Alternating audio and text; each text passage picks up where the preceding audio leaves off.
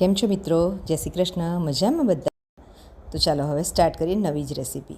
એની માટે મેં અહીંયા આગળ અમેરિકન મકાઈ મારી પાસે પડી હતી અને બાળકો કે કંઈક ટેસ્ટી ખાવું છે તો મેં કીધું ચલો આપણે નવી જ કંઈક વસ્તુ બનાવીએ. તો 2 બાઉલ અમેરિકન મકાઈ છે એને મેં બોઇલ કરીને લીધેલી છે અને ઉકાળતી વખતે એમાં મીઠું, હળદર અને સ્લાઇડ ખાંડ એડ કરેલી છે અને સાથે તમે જોઈ શકો છો એમ બીજા વેજીટેબલ્સ છે. તો સૌથી પહેલાં જે 1 બાઉલ મકાઈ હતી એને મેં આ રીતે ચોપ કરી લીધેલી છે ચોપરમાં, કે જેથી કરીને અધકચરી ક્રશ થઈ જાય. અને બીજી 1 બાઉલ હતી મકાઈ એને આ રીતે આખી જ રવા દીધી છે કે જેથી કરીને સરસ ચવાય તો સારી લાગે. 1 નંગ મોટું કેપ્સિકમ હતું. 8 થી 10 લસણની કળી હતી અને મેં ઝીણી સમારીને લીધેલી છે. લીલા મરચાં છે 3 થી 4 નંગ, એને પણ મેં ઝીણા સમારી લીધેલા છે.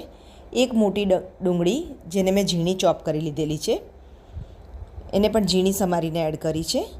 સાથે 2 થી 3 નંગ બટાકા જેને મેં બાફી લીધેલા હતા અને એને મેશ કરી લીધેલા છે છોલીને. આમાં પણ મેં બટાકામાં બાફતી વખતે મીઠું એડ કરેલું છે. તમે ના કર્યું હોય તો પછી જ્યારે મસાલો કરો ત્યારે મીઠું એ પ્રમાણે એડ કરવાનું છે. હવે આ બધા વેજીટેબલ્સ છે ને આપણે થોડા મિક્સ કરી લઈએ તોડીને. હવે મીઠું સ્વાદ પ્રમાણે એડ કરીશું. આપણે ચીલી ફ્લેક્સ એડ કરીશું. આપણે ગ્રીન ચીલી નાખેલા છે એટલે ચીલી ફ્લેક્સ સાચવીને એડ કરવાના છે. અહીંયા આગળ ચાટ મસાલો હું એડ કરી રહી છું. આપણે ચાટ મસાલો થોડોક એડ કરીશું કે જેથી કરીને એકદમ ટેંગી ટેસ્ટ આવે એટલા માટે. હવે થોડું બાઇન્ડિંગ આપવા માટે અહીંયા આગળ 2 થી 3 ચમચી જેટલો કોર્નફ્લોર એડ કરી રહી છું. તો આપણે કોર્નફ્લોર પણ એડ કરવાનું છે કે જેથી કરીને આપણે જે કટલેટ્સ વાળીએ તો એનો શેપ બહુ સરસ આવે અને બાઇન્ડિંગ પણ પ્રોપર રહે. 1 બાઉલ જેટલા મેં બ્રેડ ક્રમ્સ લીધેલા છે. પિંચ જેટલી હળદર એડ કરીશું. 1 લીંબુનો રસ એડ કરીએ છીએ આપણે. આપણા મસાલા બધા થઈ ગયા છે. હવે આપણે આને પ્રોપરલી બધું મિક્સ કરી લઈશું. જો તમે જોઈ શકો છો આ રીતે મિક્સ થઈને તૈયાર છે. હવે આને આપણે પાણીવાળો હાથ કરી અને આ રીતે કટલેટ્સ કે નગેટ્સ તમારે જે ટાઈપનો શેપ આપવો હોય તે તમે આપી શકો. અહીંયા આગળ હું શેલો ફ્રાય કરવાની છું. જો તમારે ડીપ ફ્રાય કરવી હોય તો મેંદાની સ્લરી બનાવી અથવા તો કોર્નફ્લોરની સ્લરી કરી અને બ્રેડ ક્રમ્સમાં ડીપ કરીને તમે એને ડીપ ફ્રાય પણ કરી શકો છો. અહીંયા આગળ મેં ડીપ ફ્રાય નથી કરતી અને બટરમાં હું શેલો ફ્રાય કરું છું, ઓઇલ બટર મિક્સ કરીને. તો જો તમે જોઈ શકો છો આપણા બધે કટલેટ્સ રેડી છે વાળીને. હવે આપણે અહીંયા આગળ એને તળી લઈએ છીએ, શેલો ફ્રાય કરી લઈએ. એની માટે એક પેન લીધું છે આ રીતનું. અહીંયા આગળ હું બટર એડ કરી રહી છું. આપણે હવે અહીંયા આગળ બટર વધારે પ્રમાણમાં એડ કરીશું કારણ કે જ્યારે બટરમાં શેલો ફ્રાય થશે તો એનો ટેસ્ટ બહુ જ સરસ એન્હાન્સ થઈને આવતો હોય છે. એટલા માટે આપણે બટર લઈએ છીએ. પણ બટર એકદમ પેલું ઉડે નહીં અને બળી ના જાય એના માટે આપણે થોડું તેલ પણ સાથે એડ કરીશું.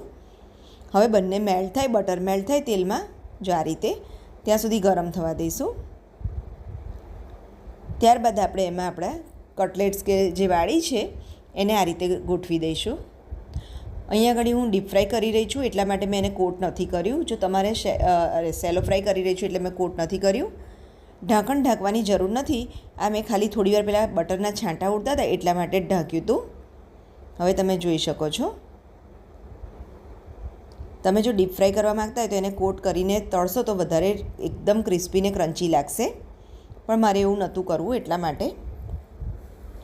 ત્યારબાદ થોડી વાર થાય એટલે આપણે એને પલટાઈ લેવાનું છે આ રીતે. જો સરસ ગોલ્ડન બ્રાઉન કલરની આપણી કટલેટ્સ થઈ ગઈ છે ને તૈયાર, અને ખરેખર સ્વાદમાં એટલી સરસ લાગતી હોય છે કે ગરમ ગરમ તમે નાસ્તો બનાવો જમવામાં અથવા તો નાસ્તામાં બાળકોને આપો તો ખૂબ જ મજા આવી જતી હોય છે. અને જો કદાચ તમે આને રોટલીમાં રેપ કરીને કેચઅપ ને બધા વેજીટેબલ્સ કરીને આપો તો પણ બાળકો ખૂબ હોંશે હોંશે ખાઈ લેશે. અને મમ્મીઓને શું હોય કે બાળકોને વેજીટેબલ્સ ખવડાવવા હોય તો આ રીતે તમે વેજીટેબલ્સ પણ બાળકોને ખવડાવી શકો છો. એટલે એકદમ હેલ્ધી વસ્તુ છે આ, કે બટર પણ આપણી હેલ્થ માટે સારું છે. અને આપણા કટલેટ્સ રેડી છે. તો તમે પણ તમારા ઘરે ચોક્કસથી ટ્રાય કરજો. Thank you.